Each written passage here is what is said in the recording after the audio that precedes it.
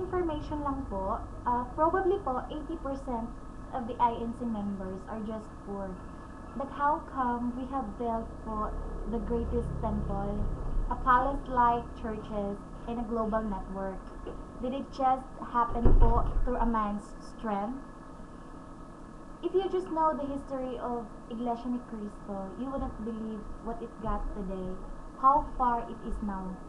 From USA to Hawaii to Rome, Italy, kung saan may maraming mga Roman Catholic doon, to Greece, and back to where Jesus, known to be the head of Iglesia ni Cristo,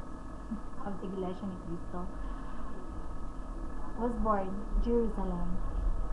So, using its advanced technology, a lot of people po has been converted na. And the spreading of truth cannot be stopped, for I have witnessed it myself. And it's not my intention naman po to offend yung mga faith ng ibang tao na nakikinig or nakikita nila tong video to. But I just share what I've been told to. Come to think of it naman po, para po sa mga taong hindi pa po natin kapatid, bago po tayo maubusan ng panahon.